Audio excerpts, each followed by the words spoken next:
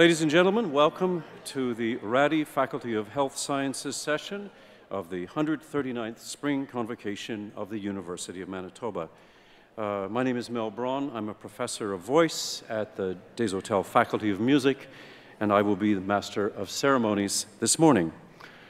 We do welcome you taking pictures during the ceremony, but ask that you remain in your seats when doing so, just so that there's no blocking going on. You're also reminded to turn your cell phones to silent at this time. Following the ceremony, you're invited to a reception, and that will be in the J.A. Hildy's Court and Joe Dupe Concourse in Level 2 of the Basic Medical Sciences building. So please plan to meet your graduate in the reception area.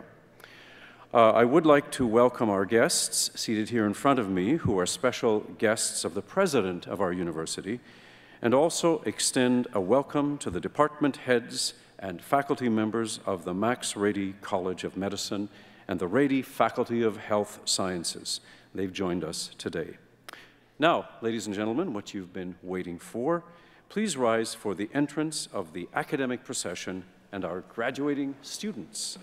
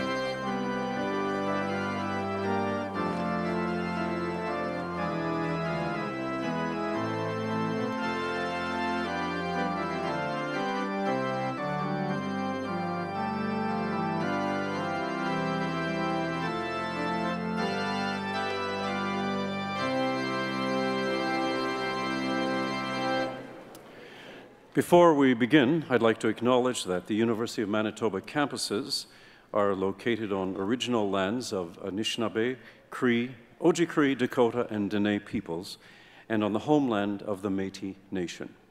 We respect the treaties that were made on these territories. We acknowledge the harms and mistakes of the past, and we dedicate ourselves to move forward in partnership with Indigenous communities in a spirit of reconciliation and collaboration. Now, graduands, if you could please rise and join Nicole Dubois, accompanied by Stephanie Rosbacher, both of the 2018 Max Rady College of Medicine graduating class. They're going to sing O Canada. Then I'd ask that you please remain standing for the traditional honor song, which will be given to us by Carl Stone.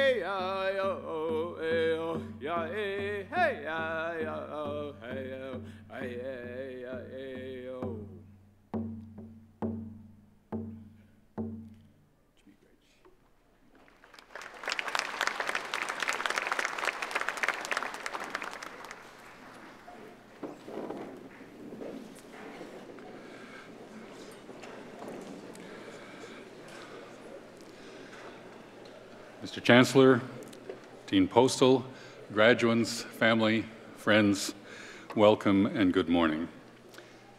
We have a number of distinguished guests with us today. I'd like to welcome today's recipient of our highest honor, the honorary doctorate degree, Dr. Martin Yaffe, and to acknowledge our Chancellor, Mr. Harvey Sector, and also to welcome to our platform today Ms. Beth Beaupre, Assistant Deputy Minister, Department of Health and Workforce, Dr. Anna Ziomek, Registrar of the College of Physicians and Surgeons of Manitoba, Dr. Arnold Neymark, President and Dean Emeritus, Dr. John Wade, Dean Emeritus, Ms. Nancy Militano, Vice President of the Alumni Association, and Mr. Jeff Lieberman, Chair of the Board of Governors. Also on the platform today are members of the senior administration of the university, deans, associate and assistant deans who played such an important role in the achievements that will be celebrated here today. Thank you all for being here. And as President of the University of Manitoba, I formally declare this convocation to be in session. I want to thank Carl Stone for the honor song. And graduates, I would encourage you to enjoy this special day, which arrives as the culmination of a unique and personal journey for every one of you. Your journey is a part of your story, but it's also a part of our story as a university. As you will have discovered during your studies, the need to be accountable to the public, to explain actions and decisions, to tell our stories is increasing every day. In order to generate support, to ensure appropriate levels of funding, to foster understanding of the contributions we make and the benefits we bring, as individuals and as professionals in our chosen fields, we must be able to explain to the public who we are and what we do. At the University of Manitoba, as a research-intensive university, we have recently begun to frame our story within the theme of innovation. Our people, you graduates among them, discover innovative solutions to pressing problems changing our world. Our innovators are envisioning quieter, more patient-friendly MRIs. They're utilizing artificial intelligence to diagnose mental illness, and they're developing new antimicrobial strategies by closely examining the role of efflux pump mechanisms. Here at the University of Manitoba, we can be confident in saying we shape innovators. All of you graduating today have embraced innovation in many ways, I'm sure, and we'll hear of that innovation over the course of this session. You've also participated directly in an innovative initiative which has brought together in one academic unit, the Rady Faculty of Health Sciences, all the health sciences disciplines. You've been learning in an environment that fosters collaboration among those who will one day work together in our hospitals and clinics and in all areas of healthcare. We're proud of your innovative collaboration, and we hope to encourage even more of that in the future. The University of Manitoba shapes innovators, and now you will shape the world. So I wish you well as you leave us. Now, I would like to say just a word or two to all of you members of the audience. You've come with friends or with family members, and you know that we don't always dress like this here. In fact, you've seen people going to university dressed in very different ways. But we do today because it reminds us of a tradition that we're standing in as we're here. A tradition of teaching, learning, people achieving results and going out to make their own mark in society, which has been going on for hundreds, literally thousands of years, really, in academies in various parts of the world. We have a little bit of a challenge today because this form of dress that you see on the students and on those of us on the platform can create a little bit of distance. It's different, feels a little bit standoffish. We want to remember the tradition, but we also want to be very focused on the fact that you're here as friends and as family, and you want to be engaged with the process that's going on. So you'll see there are a number of aspects of the program today. One of the most important is when each graduating person is recognized by name and comes forward. Now you'll notice that that process doesn't last, that moment doesn't last very long when the one person is the focus of attention.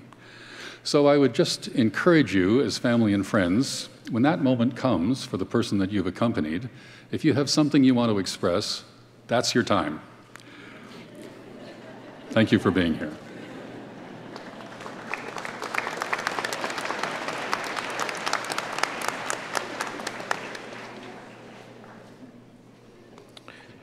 Chancellor, Vice Chancellor, guests, families, graduates. My name is Brian Postal. I'm the Dean of the Rady Faculty of Health Sciences and the Max Rady College of Medicine. I'm amazed at your restraint when True North came up in the anthem.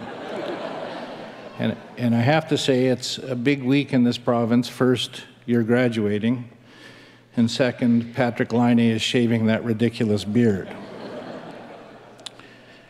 There's 107 of you graduating, 43 are women, and we do generally now achieve gender equity in our admission to our medical school class. We've created a whole set of policies and efforts that really ensures that our medical class truly reflects the communities that we serve, and you can see that today. We still have a long way to go regarding faculty and staff. We have fewer women as full professors, fewer women as department heads and other senior positions, and we must continue to ask the question, what's up with that? Now, 4 years has gone by in a blink. The first year you were sitting here, I told you you were all likely, if not able to express it, were feeling some degree of what we would call impostor syndrome.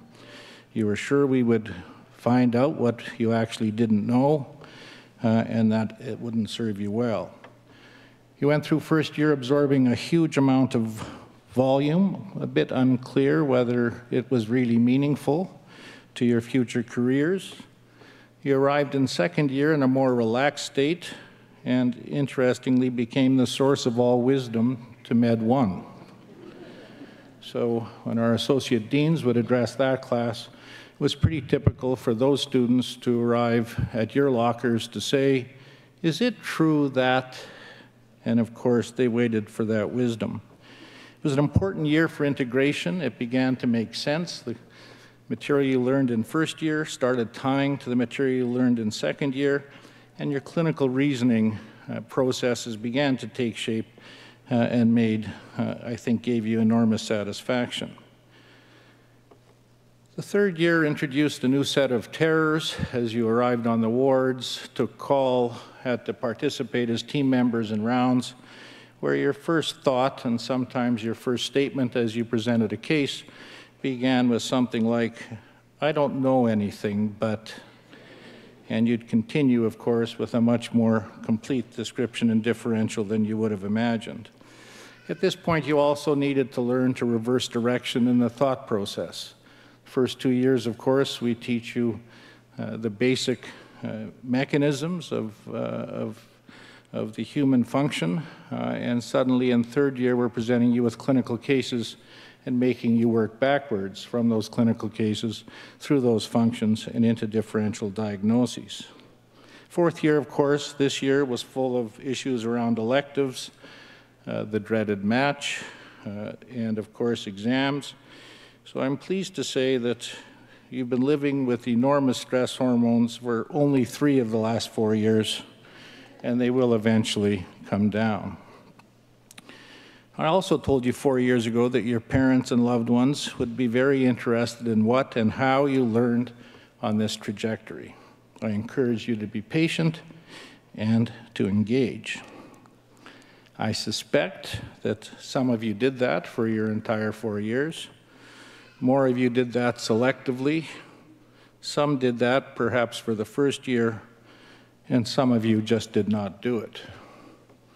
Can I ask the parents, did they share with you what they were learning? There's a few nods. Now, the hidden curriculum really defines informal processes where we behave in in ways that are inconsistent with our teachings. Usually we see the informal or the hidden curriculum as negative, but I've also always thought that the hidden curriculum where you interact in this way with your parents and families is a positive part of a hidden curriculum. It teaches you to synthesize, understand, and explain your body of knowledge in ways that can be understandable to others who don't have that knowledge. If you can communicate with patients the way you might have communicated with your loved ones, you'll be far ahead. Keep it up. Now, we need to be socially accountable. We're one of a very few professions where individuals come to us with pain, fear, and make themselves totally available to our care. Our education, and indeed our income, is enormously publicly supported, and we daily see and experience the connection between illness and inequality. We have a moral and ethical responsibility to fix that which we can. In essence, those with the most needs should get the most care, and we must often prioritize those needs. In our province, the real inequality in health, of course, is with our Indigenous neighbors, which remains unbearable. We must pay attention. We must study the Truth and Reconciliation Commission, where they describe the cultural genocide and racism that have been part of our country for a long time. We must move this agenda forward, or we can really never move the dial on improving health status in our province. You'll learn that we also live in a political world. Health consumes in every province of this country somewhere between 40% and 50% of provincial expenditures. Elections, frankly, are now fought on combinations of 4 issues: jobs, the economy, healthcare, and more recently, immigration. Healthcare is never far off the front burner of that debate. In that environment, priorities change, systems change. Indeed, how else can they be made better? But we must adapt to change, sometimes to restraint, and do so within the context of social accountability and your advocacy for patients. You'll now also enter a phase of career where you will see more and more of what you will be doing in the future. Your pattern recognition will improve as you see more cases. You'll discover that no 2 cases are particularly alike, and you will continue to develop more sophisticated and complex pattern recognition systems that will serve you well in your profession. We generally call this experience, and as time goes by, even wisdom. You'll soon have seen cases in the tens, the hundreds, the thousands of presentations, and you'll sometimes do that on days where you feel stressed, tired, seeming that life can be unfair, and despite all of that, you must continue to function with empathy, perhaps the most important asset of being a physician. Remember that regardless of the N of your experience, the hundreds or thousands, the experience of your patients is an N of 1. Now, being a professional means your patient comes first. You will treat patients and colleagues with respect. You'll enjoy professional autonomy and the responsibility that comes with that, and you'll be part of a larger community. In exchange, you'll be endowed with remarkable privileges of stature, income, autonomy, and remember, and I hope your families will help you remember, these are not entitlements, but must be continuously earned. Congratulations, you're now launched. As Harding Carter said, you have roots and wings, enjoy them both.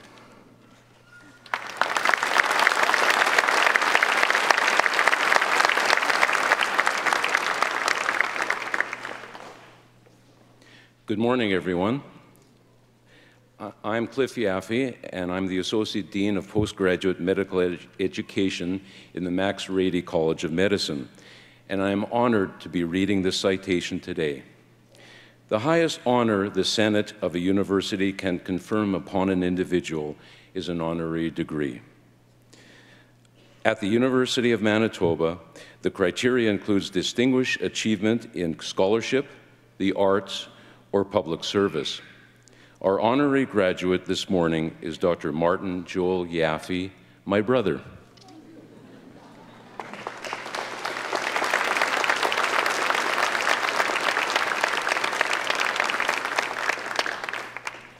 For many researchers, the joy is in the moment of discovery. For Martin, there is a much greater source. Joy is when you see how ideas come to life to make a real difference in the world, far beyond the lab. Dr. Yaffe is best known as a pioneer in digital mammography. It was a huge advance over the film mammography in use before the new millennium. Digital technology means more accurate detection of breast cancer. It also makes diagnostic information much easier to enhance and share. Digital mammograms now help patients and their doctors make more informed decisions when it matters most. Dr. Yaffe was one of the first scientists to see the full potential of this technology for breast cancer screening. He did much more than develop this innovation in the lab. He made sure his findings became meaningful advances for care. The transformation of a brilliant idea into everyday clinical practice in its great passion is often the greatest challenge. It means carrying out large-scale trials to prove the potential benefits and capturing the imagination of industry leaders who are key in bringing great ideas to commercial fruition. Because Dr. Yaffe was willing to go the extra mile, working in collaboration with professionals from many different disciplines, digital mammography is widely used. It has revolutionized the way breast cancer is detected. The technology saves thousands of lives every year and is now a modern standard of care across the globe. When asked what motivates him to bring research into real life, he simply says, "Well, I'm a practical guy." That practical nature was instilled in him as a kid growing up in the north end of Winnipeg. He is the eldest of 3 sons and the grandson of immigrants from Russia and Belarus. Our family was of modest financial means, but rich in appreciation of learning. Our parents encouraged us to study hard and do good things with our lives, and each one of us tried to rise to the challenge. As a child, he had many interests, from engineering to electronics. He chose science as a career, encouraged by the success of our uncle, who was a nuclear chemist. One day, while studying here at the University of Manitoba, his class heard from a visiting researcher who spoke with great passion about the contributions physicists could make to medicine. So moved was young Martin that he decided to make medical physics the focus of his graduate studies. Years later, that same scientist heard Dr. Yaffe speak. Now it was his turn to be impressed. He offered him a position in his lab at the University of Toronto, where Dr. Yaffe earned his PhD. His mentor instilled in him the firm belief that a scientist must strive to make positive changes in the world. For the next 40 years, Dr. Yaffe would remain committed to moving his discoveries into usable resources. He continues to pioneer new tools for managing and understanding breast cancer, and he continues to find the joy born from contributing to the larger efforts to help save the lives of women and men facing this difficult diagnosis. Mr. Chancellor, it is an honor for me to ask, on behalf of the Senate of the University of Manitoba, that you confer on Dr. Martin Joel Yaffe the degree of Doctor of Science honoris causa.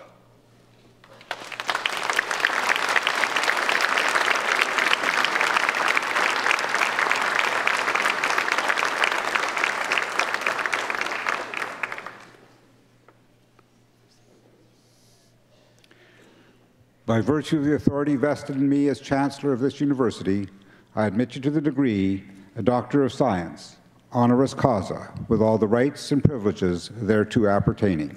Congratulations, Dr. Yaffe.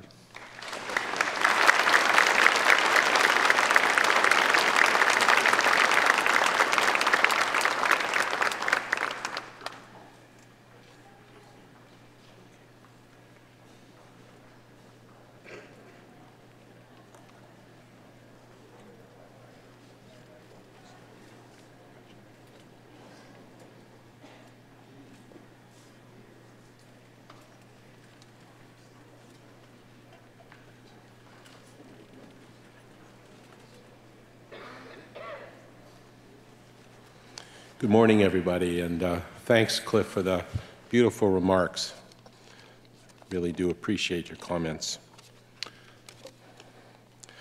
President Barnard, Chancellor Sector, Dean Postal, honored guests and graduates, I'm humbled and honored by being chosen to receive this recognition, and I thank the university. I wish that our parents, and especially our mother, could have been here to see this, because their values had a lot to do with Cliff and me being here today. I left the University of Manitoba in 1973, as Cliff mentioned, to join the lab of Dr. Harold Johns in Toronto, where I did my PhD. But for those of you who don't know, Dr. Johns was responsible for bringing cobalt radiation therapy and radiation therapy in general to Canada and making Canada a world leader in this area. Also, by the way, at that time, the name of the Prime Minister of Canada was Trudeau, and a major topic of conversation in the press was cannabis. Some things just don't seem to change. But today I won't be talking about Mr. Trudeau or about cannabis, but we'd like to share just a couple of thoughts. I know you're anxious to receive your degrees, about science and evidence in medicine. And Dean Postal has mentioned some of these ideas already. Although I've never considered a career as a physician myself, I've always had a great respect and awe for doctors, something that persists to this day. To have the skills to diagnose, to treat and cure the plethora of health problems that plague us is just amazing. And what a responsibility and what a privilege you have. Medicine is an art requiring technical acumen, but it's also firmly based on science. And the developments in science and the technology that have come from that science have simply been revolutionary. As part of my education in imaging research here at the University of Manitoba, I watched Dr. Neymark, I watched Dr. Ian Sutherland doing pioneering work in nuclear medicine, and Dr. Ted Lyons experimenting which was then the new technique of ultrasound. We had just heard about the invention of the CT scanner, and what incredible developments have occurred since then. They have revolutionized medicine. Just consider MRI, PET, computers in every aspect of medicine. Everything is digital today, and the computers at the time I was here ran on punch cards or long spools of paper tape and were truly primitive by today's standards. We have targeted drugs for precision therapy of cancer and other diseases, 3D printing of implants, modern laparoscopic and robotic surgery, artificial intelligence, and hopefully we still have some real intelligence. These innovations came from the work of scientists and clinician researchers in medicine and have been truly transformational. These are the tools that you will get to use in your work. They came from scientific research. My message to you as you begin your medical careers is that it's critically important that you stay engaged in science. The obvious way to do this, if you're so inclined and so talented, is to integrate research as part of your professional careers. Become a clinician scientist. Medical research is exciting, rewarding, and fun. The work connects you to colleagues around the world and builds the future of your profession. Subspecialties that don't innovate and evolve through research will eventually become extinct. But even if research is not for you, it's vital that you take a scientific approach to your work. And here's why. Today, in discussions with my colleagues who are physicians, and sometimes as a patient myself, I've observed a shift toward doctors, at least some doctors, seeing themselves more as technical people and being pushed into the role of financial gatekeeper, obediently following guidelines by funders and various advisory groups. Procedures are often ordered or not ordered on the basis of these guidelines. Now, guidelines can be very useful. Doctors are busy people and can't possibly know all the research literature. So this is evidence-based medicine, where scientific evaluation of efficacy and effectiveness of interventions should inform or regulate their use. This is a great idea. We need to test drugs and procedures to determine if they work or not. And in a world with limited resources, we need to consider their cost utility. How much does it cost to save a year of life or to reduce morbidity? In Canada, provincial and federal health systems have come to rely on advisory groups to evaluate the science and recommend evidence-based policy. This sounds like a great idea, but unfortunately, these days, with the financial pressures on governments, the message has come out often that less is more. Consider, for example, the Choose Wisely Canada effort, or the Canadian Task Force on Preventive Health Care. While they and groups like them are supposed to employ the analytical tools of science, more and more it seems that their mandate is less evidence-based policy and more of what I call policy-based evidence, looking only at the data that supports a particular position, for example, reducing costs. We have to beware of this false science. Unfortunately, I've seen a clear example of this in how the task force has handled the issue of mammography screening. The task force has completely ignored key Canadian data that's come right here from this country, and shaded their analysis to overemphasize harms and understate benefits. And many doctors have been led to believe that screening doesn't work. That's simply not true. Screening can be very effective. And the task force responded similarly regarding PSA and prostate cancer. This is a serious concern and doesn't serve the health interest of the public. Another example, in Ontario, where I work, the Ministry of Health withheld the drug Herceptin from women with 9mm HER2-positive breast tumors, whereas women with 10mm tumors, not much difference, were provided with this very effective drug. So there's no valid scientific reason for this kind of a decision. And I'm sure that there are many other examples. Often guidelines committees are populated by methodologists in epidemiology who understand the diseases on which they're opining far less well than you do. Therefore, it's essential that physicians understand the scientific basis of the reasoning behind these guidelines and are equipped to decide for themselves if guidelines make sense. You need to be able to question and, if necessary, challenge guidelines built around policy-based evidence and really develop evidence-based policy. So my message for you is very simple. If you are a physician who thinks scientifically and understands the science underlying your art and your practice, you will be a better doctor, a more empowered doctor, and I think a happier doctor with healthier patients. Thank you so much. I wish you all the best of success and fulfillment in your chosen work.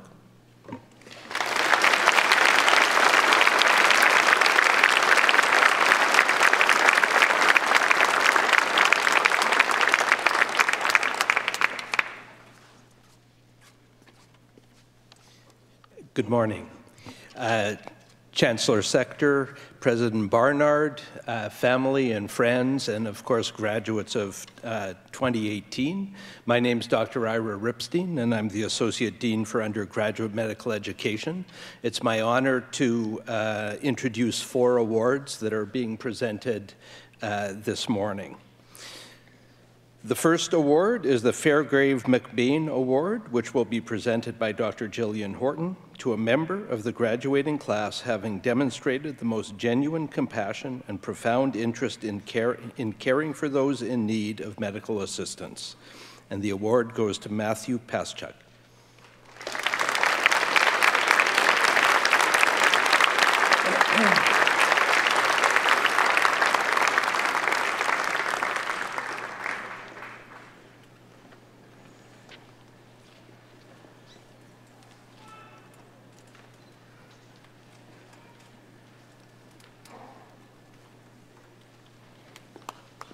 The next award is the Catherine Clausen Memorial Award, which will be presented by Mrs. Linda Hamilton Clausen, which goes to a graduating student who is recognized by peers and instructors as having demonstrated a high level of compassion, humanism, and as having modeled a patient-centered approach to care. And the award goes to Christopher Chung.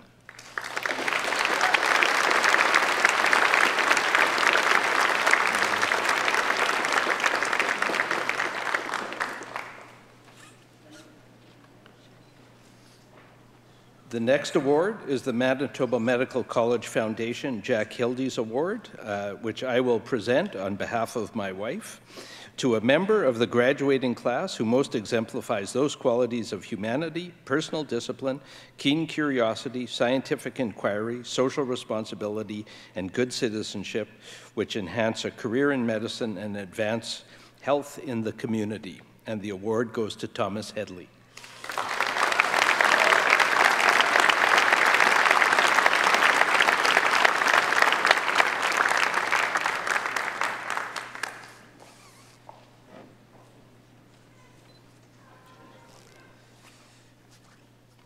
Finally, the Manitoba Medical College Foundation Robin Krause Human Values Convocation Prize will be presented by Dr. Amanda Condon to a graduating student who best exhibits the traits inherent in the mission statement and goals of the Human Values Program. And the award goes to Sarah Mathias.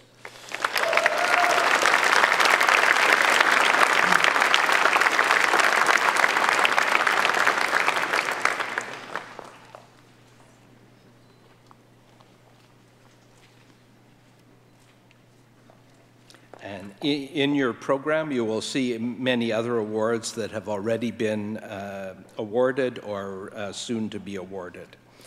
It's also my honor to preside over the passing of the sticks, and you will see that there actually are sticks. So the transfer of the senior stick is presented. The incoming president of the Manitoba Medical Students Association will be presented by Gurmeet Sohi to Mr. Christopher Briggs.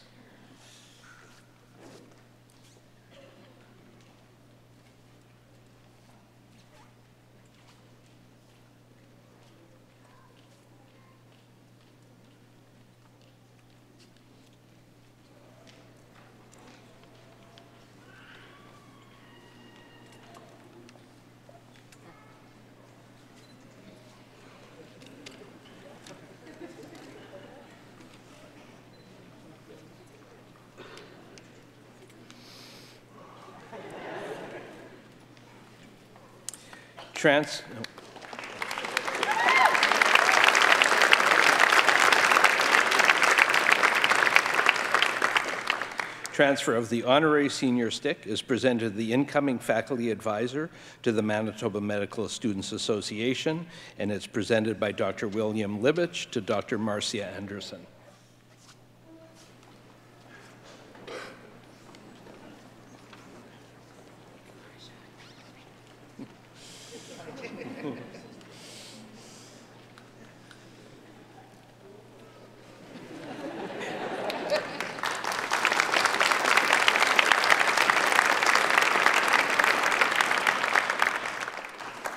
It's time for Chancellor Harvey Sector to address Convocation. Thank you, Mr. Braun. It's an honor to be here to join you, the graduates of the Max Rady College of Medicine, your family, and your friends in celebrating the completion of your current programs. Congratulations to all the students who received awards and prizes for their individual accomplishments, and to Dr. Yaffe on receiving a most well-deserved honorary Doctor of Science. Franklin Roosevelt, the 32nd President of the United States, once said that wise people have long known that in a changing world, even worthy institutions can only be conserved by adjusting them to the changing times. For well over a century, medical education in this province developed a reputation as one of Manitoba's most important and worthy institutions. And notwithstanding that, a few years ago, members of the leadership team of healthcare units at the University of Manitoba, heeding FDR's admonition, began developing plans to realize the goal of positioning the University of Manitoba as an international leader in integrated and collaborative healthcare, education, training, and research. As we heard from the President, innovation has become a key byword for our leadership team. That led to the creation of our new Faculty of Health Sciences and the College of Medicine. The opportunity to realize on those goals was enhanced last year with the largest gift ever received by the University of Manitoba and the renaming of the college and faculty. Another example of the faculty's growing capacity to meet our community's evolving needs was referred to by the Dean and was exemplified by the launch last year of the Indigenous Institute of Health and Healing, the largest Indigenous education and health unit in Canada. It's often said that in addition to your degree, one of the things that you take with you upon graduation is the reputation of your alma mater. You, like me, are fortunate beneficiaries of an institution, and in your case, a medical school, with an enviable reputation built on the contributions made of those who came before us. We're confident that many of you will do what you can to see that reputation enhanced even further by the contributions you will make to your profession and your chosen communities, wherever that happens to be. It's also been said that we can judge the significance of our actions by the impact they have on others. Dr. Yaffe, today's honorary degree recipient, is a prime example of how each of us in our own chosen field can do things that make significant differences in the lives of others. His career and accomplishments remind me of Nelson Mandela's advice that none of us should settle for a life that is less than the one we're capable of living. All of us at the University of Manitoba hope that as you reflect back on your time here at the university, you'll feel that while you were here, you moved just a little further along the path of becoming all that you were meant to be. Congratulations, best wishes for professional careers and personal lives that are filled not only with much success, but great satisfaction. Good luck to all of you.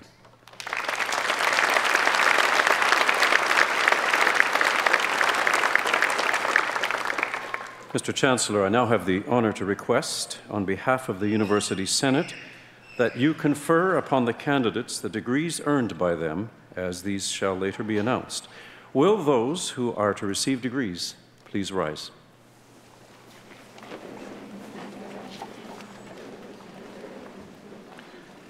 By virtue of the authority vested in me as Chancellor of this university, I admit you to the degrees to which you are entitled, with all the rights and privileges thereto appertaining. I also admit in absentia those who've completed the requirements for these degrees, but who are not today able to be present. Will those who are in the front row please remain standing? Others, please resume your seats.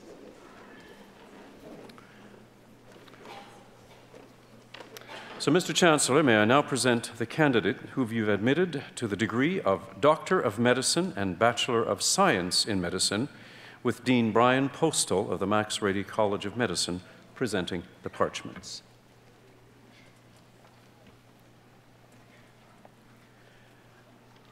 Pega Afshar.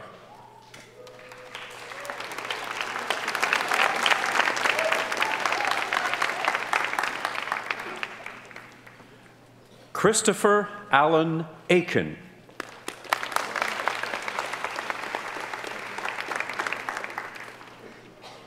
Graham Gordon Molyneux Alver.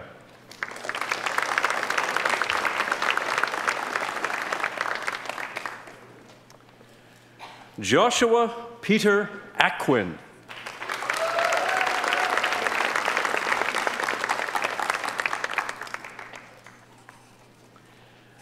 Kyla Jill Berry.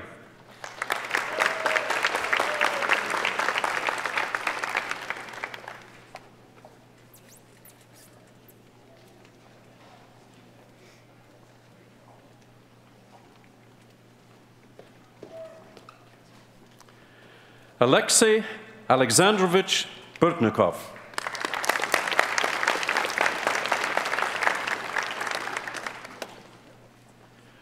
Ryan Best.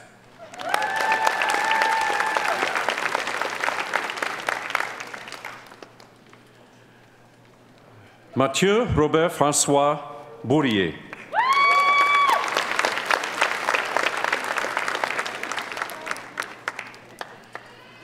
Kristen Allison Butchko.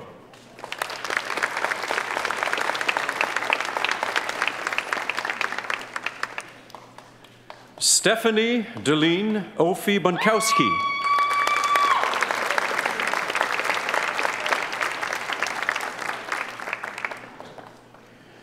Tarun Chiba.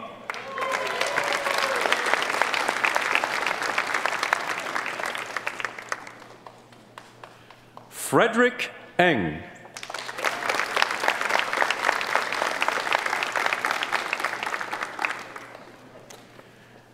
The award winner for the Dr. William Webster Award, J. Alexander Gorman.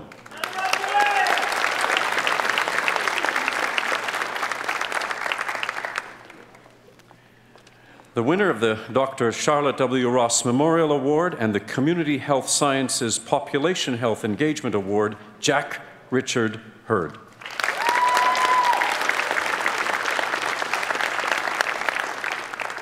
Ryan Nathan Henry.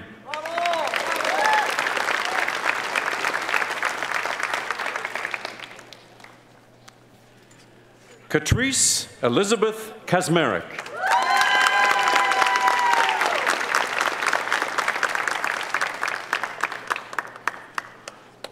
Uliana Maria Kowalczak.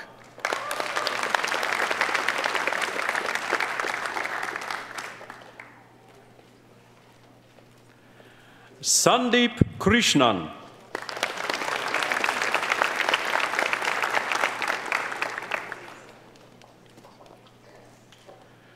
Martin Matuszczak.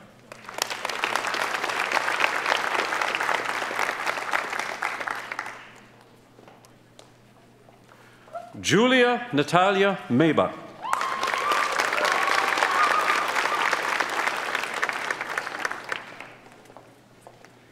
Stephen Vern Nolan.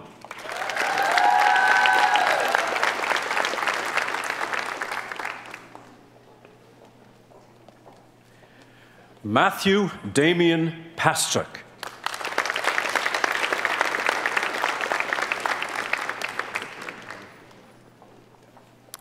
The winner of the Dr. John M. Embil Award for Excellence in Clinical Infectious Diseases, Quinn Richard.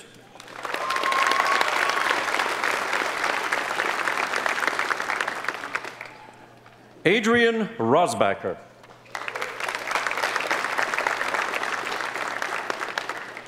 Kevin Daniel Scheck.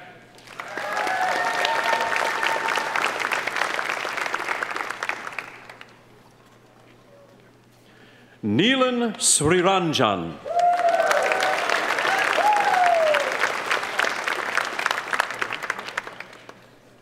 Susan Elizabeth Talenko.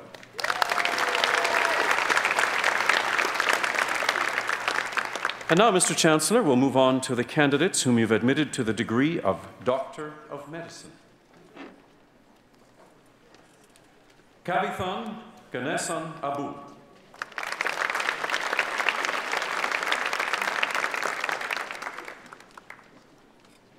Trevor Paul Ackwin.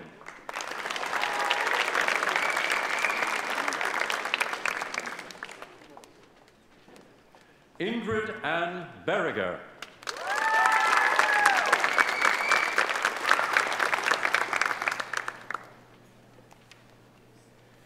Jessica Lee Bednars.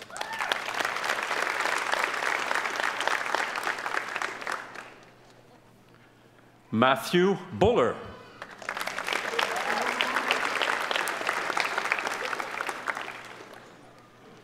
Ryan David Boyd.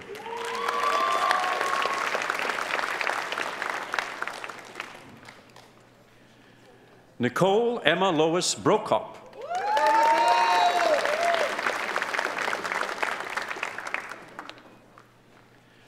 Thomas Gary Butterworth.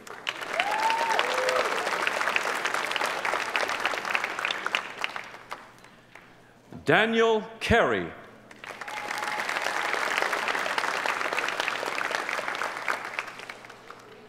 Bon Abigail Naz Castillo.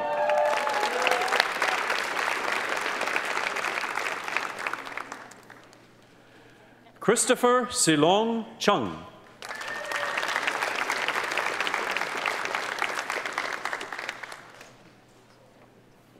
Stephen Cowton.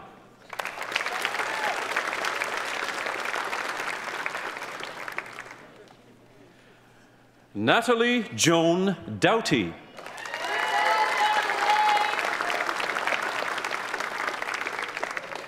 Nicole Louise Dubois.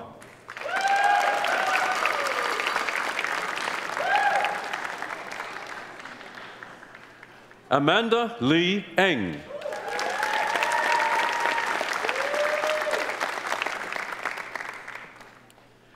Aman Gera.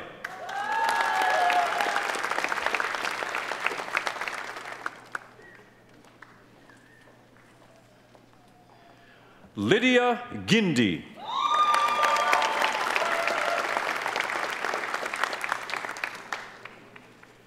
Evan Harrison Graham.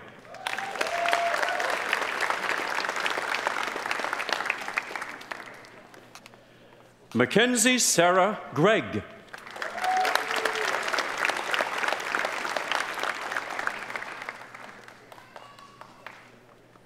Janine Grenier.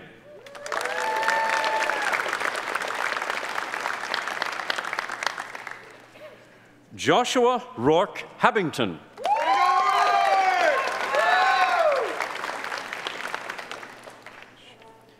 Kyle Hancock.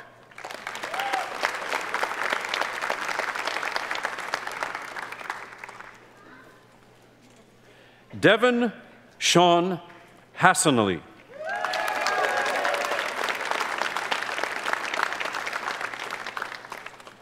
Thomas Elliott Headley.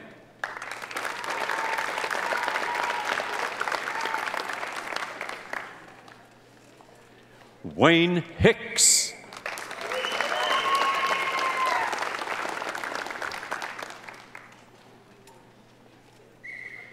Timothy John Hebert.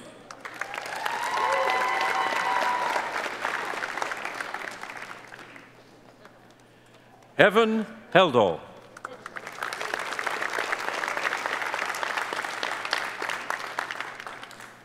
Ryan Stephen Houston.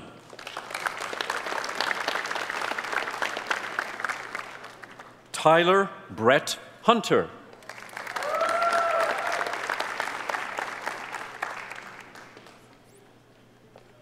Osama Jarkas.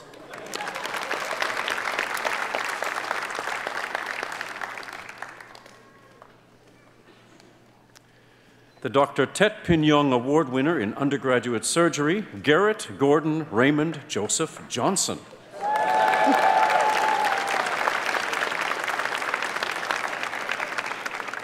Montana Lee Johnson.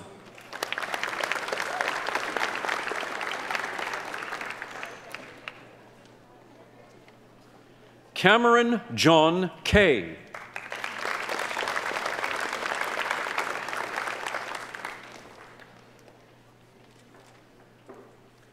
Rachel Lauren Kesselman.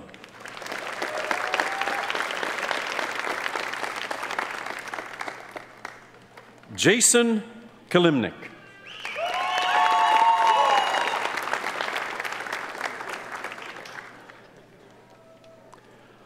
Maria Kolova.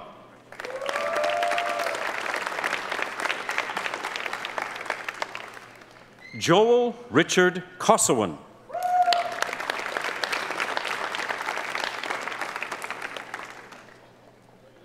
Justin Alexander Kozak.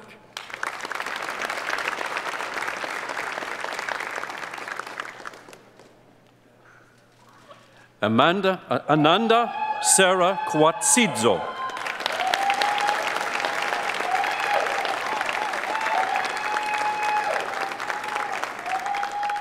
The winner of the Lukasz Czarnecki Memorial Award, Andrea Maria Kulik.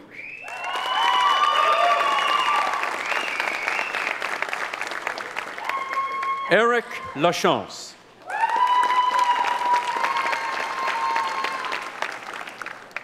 Jessica Elizabeth Lezen.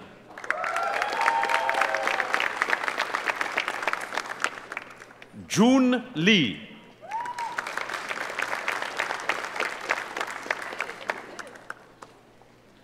Keely Lowen.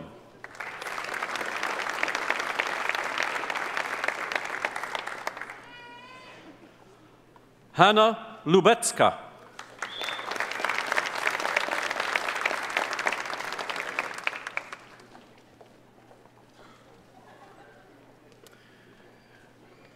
The winner of the Dr. Harold Popham Scholarship, William Alexander McDougall.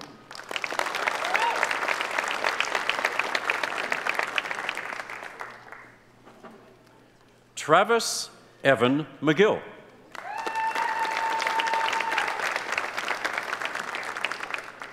Caitlin Slater McGuire.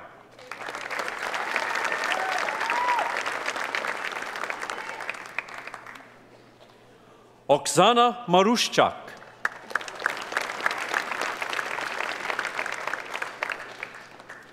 The recipient of the Community Health Sciences Population Health Engagement Award and the James Walker Wood MD Award, Sarah Nadine Matias.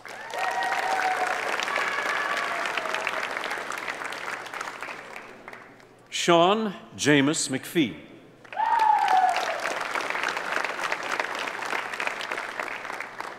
Jacob Miller.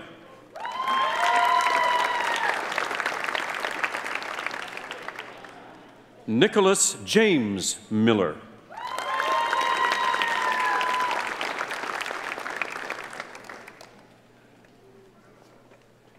Stephanie Kira Morrison.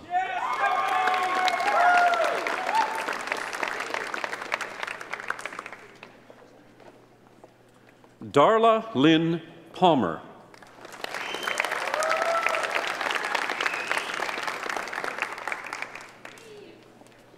Christina Tiffany Papadimitropoulos.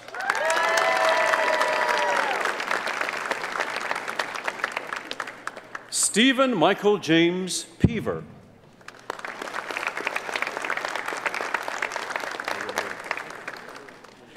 Zachary Joel Raisman.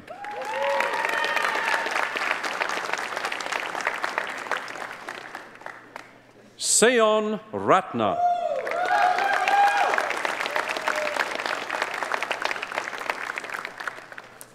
William Pierce Ring.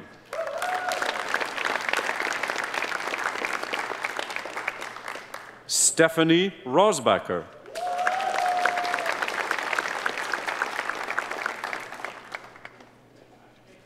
Elizabeth Mary Simonson.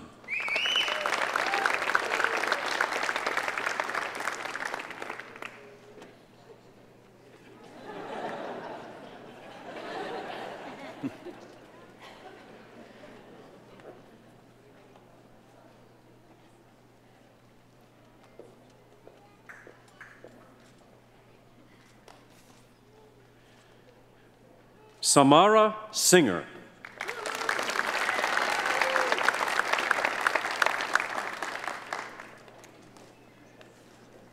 David Gordon Snyder.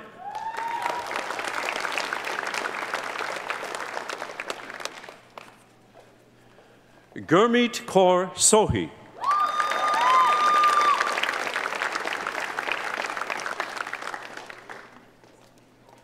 Peter Justin Stockman.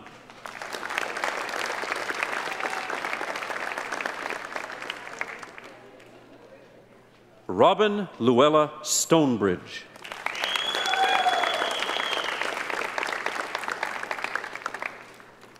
Chantal Tian.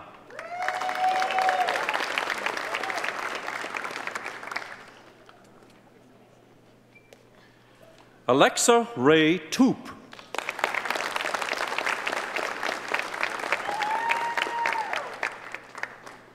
Ryan Christian Vidal.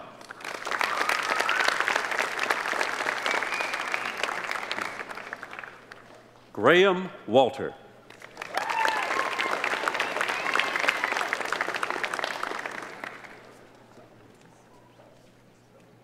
Adam Christopher Wereless.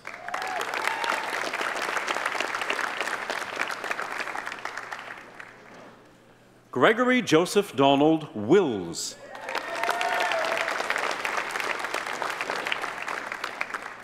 Elliot James Wong.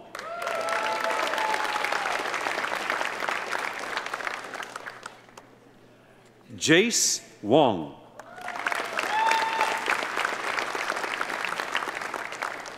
Dorothy Yu.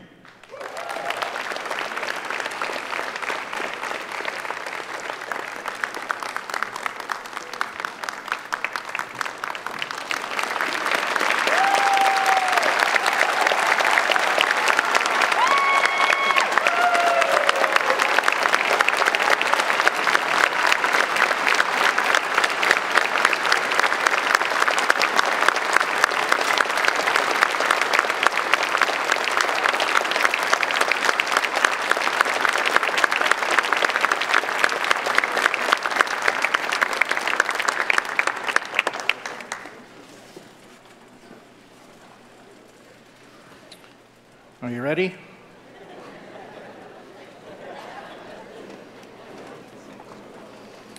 Okay, I'll get us started. Now being admitted to the profession of medicine, I solemnly pledge to consecrate my life to the service of humanity. I'll give respect and gratitude to my deserving teachers. I'll practice medicine with conscience and dignity, the health and life of my patients, first consideration. I'll hold in confidence all that my patient confides in me. I will maintain the honor and noble traditions of the medical profession. My colleagues will be my brothers and sisters. I will not permit consideration of race, religion, nationality, politics, or social standing to intervene between my duty and my patient. I will maintain the utmost respect for human life, and even under threat, I will not use my knowledge contrary to the laws of humanity. Thank you. And now the moment you've all been waiting for. You can sit. Could I call up Gurmeet for the valedictorian address? Thank you.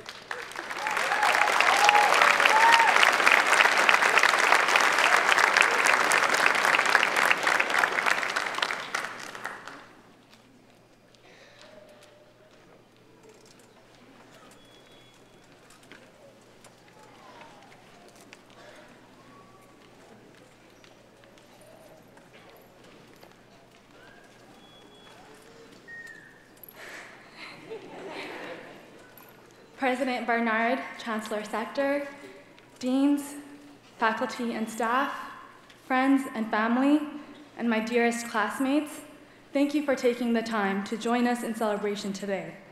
I am so very honored to speak on behalf of the class of 2018. I would like to firstly acknowledge that we are on Treaty 1 territory and the homeland of the Métis Nation, with Manitoba being on the traditional lands of the Cree, Oji-Cree, Anishinaabe, Dakota, and Dene peoples. I encourage each of us here today to recognize the ongoing implications of colonialism and the role we play in medicine and beyond in reconciliation with our Indigenous peoples. The human body. It's been the subject of our fascination and its complexity the foundation of medicine for centuries. We breathe and feed, think and bleed as a result of the intricate relationships made up of an immeasurable number of cells. Cells that team up together to make a network of tissues, organs, and systems, working independently while simultaneously together. Our student body is not that much different. It was 4 years ago that we assembled in this atrium, undifferentiated and pluripotent. At that time, we might have had some idea of what we might transform into over the next 4 years. It has been an incredible journey to see how our environment has nurtured our natural skills and interests to develop the phenomenal group of individuals I see before me today. And what a journey it has been. We've passed about 1,000 exams, I counted. Just kidding. It's a rough estimate. Dr. Ripstein can correct me on that if I'm a little off. We spent days practicing for OSCEs, pretending to see the optic disc, and mistaking normal breath sounds for murmurs. We made mistakes, but we learned from them, and the plasticity of our comfort zones was tested as our knowledge bases hypertrophied. We explored medicine not only across our beautiful Canadian landscape, but we transplanted ourselves across the world in foreign and challenging environments. When foreign substances come in contact with our human body, our white blood cells will mount a response. They either tackle this foreign substance immediately, or they prepare so that they're ready the next time they see the substance. Our student body has had its abundance of foreign and new experiences.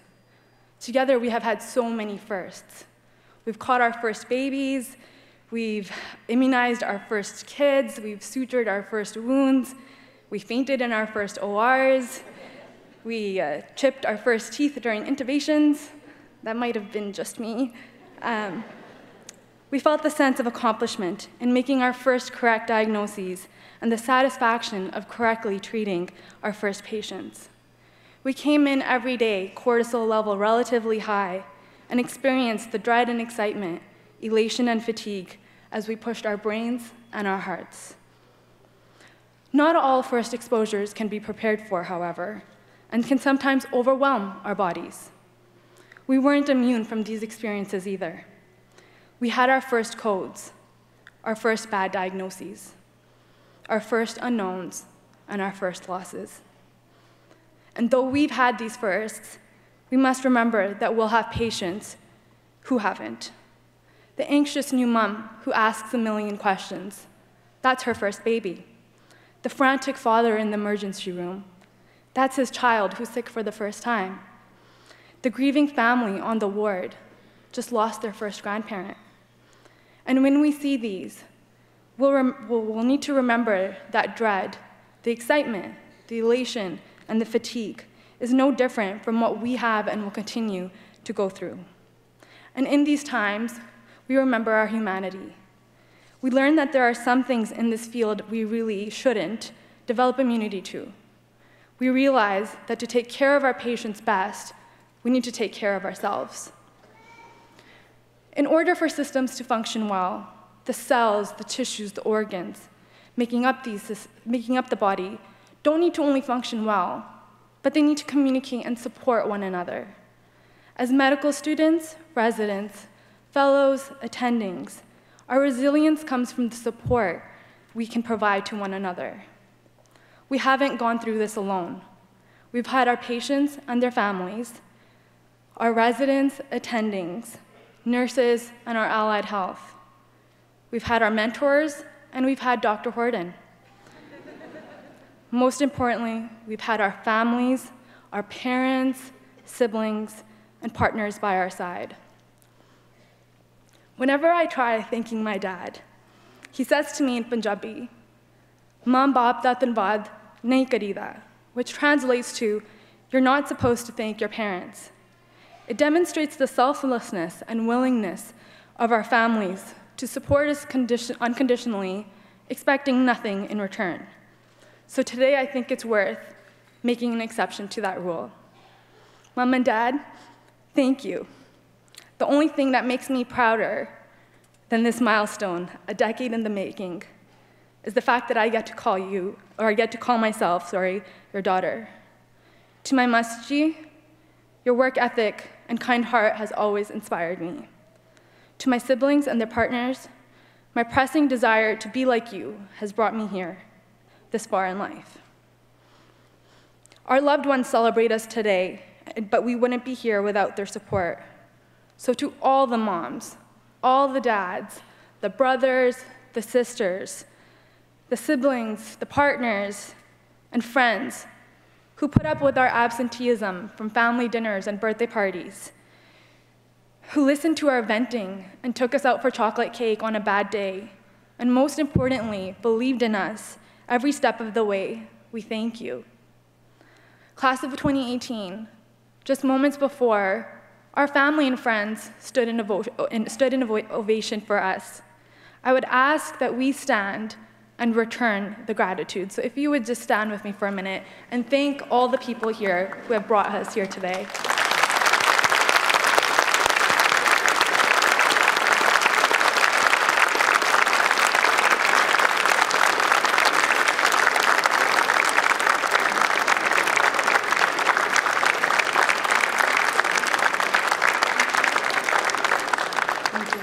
consent.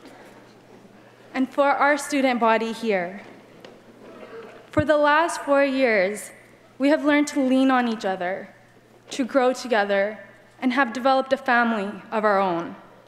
Some of us have gone the extra mile, and to the wonder and awe of the rest of us, have even started their own families. Time and time again, when we have needed to come together, we have. Our traditions are strong. Whether it's performing interpretive dance to Taylor Swift's Shake It Off, wings nights, pierogies in church basements, cabin retreats, Oscar parties, or brunch baking parties, we have found in each other unparalleled friendships. And though our traditions will live on, we have had some lasts. Our last birthday sing-alongs in Theater C, our last NBMEs, that one I think we can all be happy about, our last Facebook group meltdowns, and tonight, our last soiree at the Fort Garry. Another last is using the, "Oh, I don't know, I'm just a medical student" line on the wards.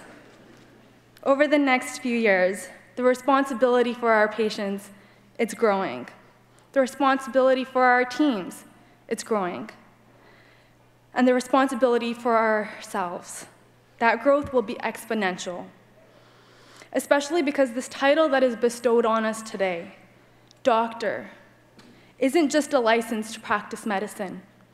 Yes, we won't need to get our orders co-signed anymore, but this title gives us a license, a place and space in society where people listen when we speak. And just as we will prescribe endless orders for Tylenol, we can prescribe to our governments, our universities, and our hospitals in the form of advocacy, the need for affordable housing, clean water in our northern communities, safe spaces for our marginalized and LGBTQI communities, and the need for reconciliation with our Indigenous peoples. We can all do our part in promoting gender equity, destigmatizing mental health, and improving representation in our profession and in our institutions. I don't expect us to solve all of these problems, but if what we have done in the last 4 years is any indication of what we're capable of, I have no doubt that this student body, the class of 2018, can and will make a difference. I am so excited to see what we all will do. Completing this medical school adventure with such an extraordinary group of intelligent, compassionate, funny, and marvelous group of individuals, my heart is full. Today it is pumping pride, love, admiration, and gratitude. May our comradeship stay as strong and resilient in the years to come as it is today. To all our families and friends from near and far, thank you. Class of 2018, doctors, thank you for your persistence, your spirit, and your unwavering commitment to service. Most of all, thank you for your overwhelming and incredible friendship. I could not be more proud and honored to be part of this group. Congratulations.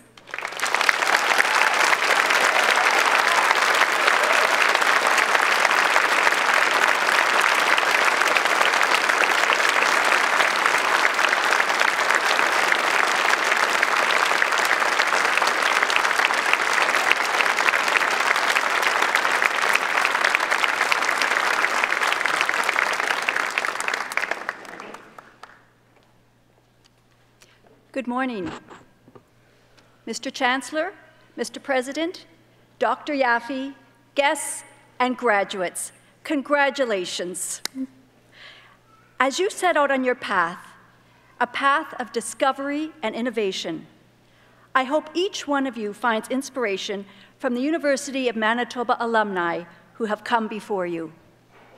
If you aspire to be a researcher who challenges a system, a pioneer in new technology, or a doctor who sees new ways to build community, look no further than Métis clinician Dr. Cheryl Barnaby, who is resolving health system gaps for Indigenous patients. Dr. Ted Lyons, a trailblazer in ultrasound.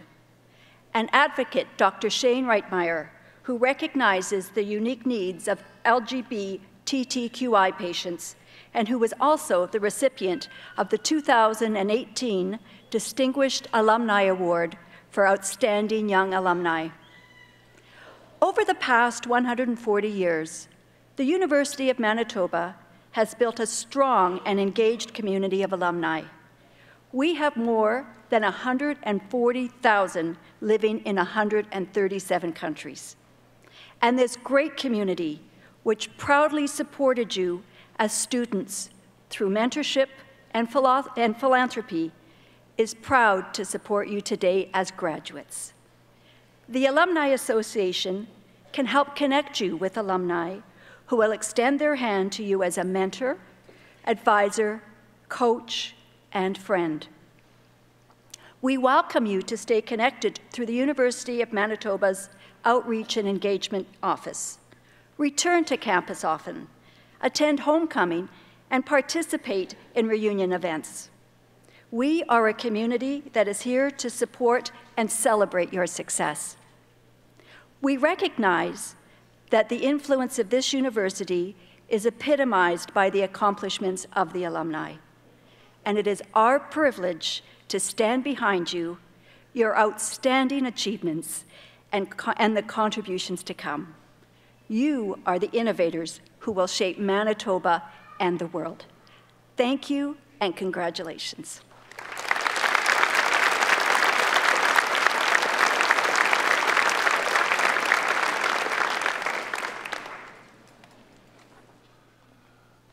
This brings our proceedings to a close. I would ask, as the academic procession leaves, that guests would remain in their seats until the procession is gone, and then please join us on the Joe Dope Concourse in the Hildy's Court for reception afterwards. And I now adjourn the 139th Annual Convocation until this afternoon at 3 p.m.